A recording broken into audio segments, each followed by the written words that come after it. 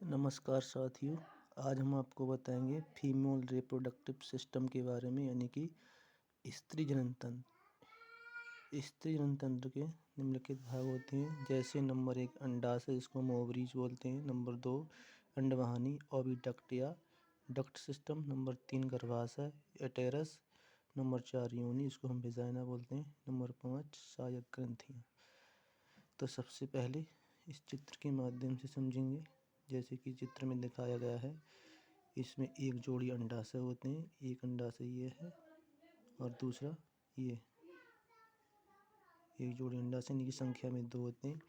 अंडाशय से क्या है, एस्ट्रोजन हार्मोन्स निकलते हैं और इसको मादा का प्राथमिक जनन अंग कहा जाता है, क्योंकि अंडाशय से एस्ट्रोजन हार्मोन्स निकलते हैं, जो क्या इसके द्वितीय गौण लक्षण। द्वितीय गौण लक्षण में जैसे कि एस्ट्रोजन जो हार्मोन्स है, महिलाओं में जब बनना शुरू होता है तो उनकी आवाज़, महीन, शारीरिक अंगों में परिवर्तन और स्तनों का विकास आदि क्रियाएँ होती हैं। ये गर्भाशय दिखाया गया है, जो कि क्या है, एक मांसल संरचना होती है, इसे हम गर्भाशय कहते हैं। ये ग्रीवा और इधर फैलोपियन नलिका, इसमें क्या है, निषेचन की प्रक्रिया होती है। और ये गर्भाशय दीवार है। ये योनि यानी कि वेजाइना, जो एक सहायक नली या एक रास्ता होता है, इसके द्वारा स्पर्म गर्भाशय तक पहुंचते हैं। तो नंबर 1 अंडाशय, यह है संख्या में एक जोड़ी उदर गुहा में दोनों ओर स्थित होते हैं, यानी कि दोनों ओर, नंबर 1 इस साइड में और दूसरा इस साइड में, उदर गुहा में दोनों ओर स्थित होते हैं। इन्हीं से अंडाणु निकलते हैं। इन्हीं से क्या है, ये छोटे छोटे जो हैं अंडाणुओं का निकलना दिखाया गया है। और इससे निम्न प्रकार के हार्मोन्स निकलते हैं। नंबर 1 है एस्ट्रोजन हार्मोन्स।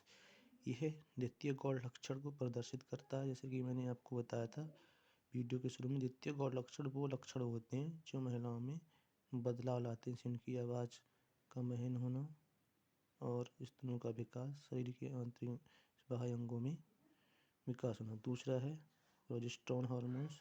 ये भ्रूण को गर्भाशय से जोड़ता है। जब भ्रूण बन जाता है तो ये गर्भाशय है, यहाँ पर इसको जोड़ता है। तीसरा है ऑक्सीटोसिन हार्मोन्स। यह महामारी प्रक्रिया को नियंत्रित करता है, यानी कि मेंस्ट्रुअल साइकिल की प्रक्रिया को नियंत्रित करता है।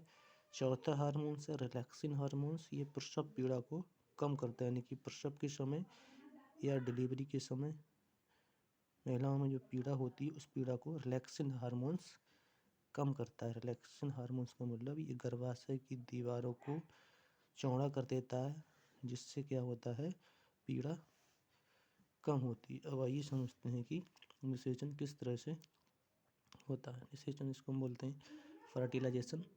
फर्टिलाइजेशन में क्या है, स्पर्म यानी कि शुक्राणु, जब शुक्राणु इस तरह से जो चित्र में दिखाया गया है, जब शुक्राणु इस रास्ते से होकर, यानी कि योनि के रास्ते से होकर जब गर्भाशय में इंटर करते हैं, तो बहुत तेजी की संख्या में इधर उधर भागते रहते हैं। जैसा कि चित्र में देखते हैं कि कुछ शुक्राणु इस साइड में जा रहे हैं और कुछ शुक्राणु इस साइड में, तथा कुछ शुक्राणु ऊपर की ओर जा रहे हैं।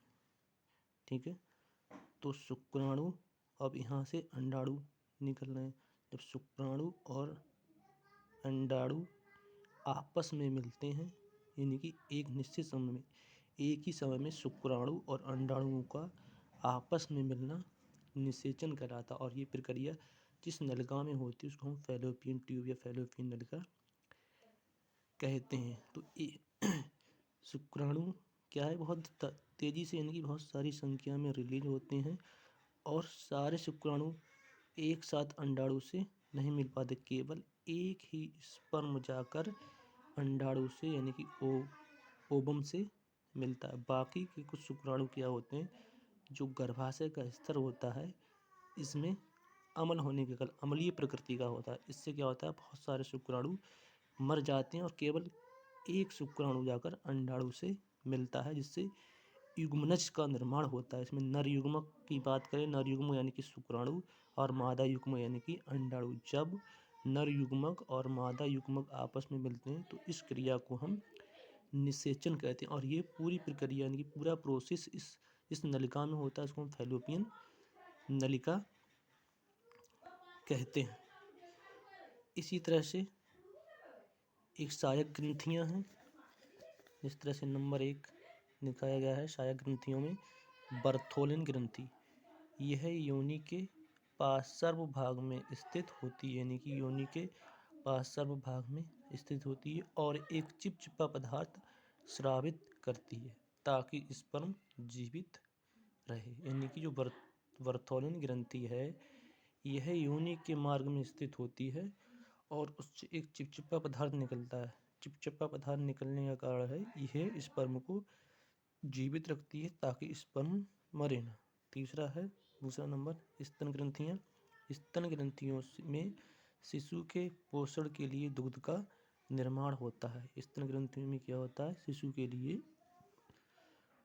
के पोषण के लिए दूध का निर्माण होता है। आइए इसके चित्र के माध्यम से फिर से समझते हैं। देखिए, जब निषेचन की प्रक्रिया होती है तो स्पर्म क्या होते हैं, इस योनि के रास्ते से, योनि क्या है? एक प्रकार का माध्यम है, रास्ता है, एक नली है, कुछ भी कह सकते हैं। इसके माध्यम से सेक्सुअल इंटरकोर्स के समय यानी कि मैथुन के समय जब स्पर्म इस रास्ते से होकर जाते हैं तो कुछ स्पर्म इधर जाते हैं और कुछ स्पर्म इस साइड में तथा कुछ स्पर्म क्या होते हैं ऊपर की साइड में जाते हैं।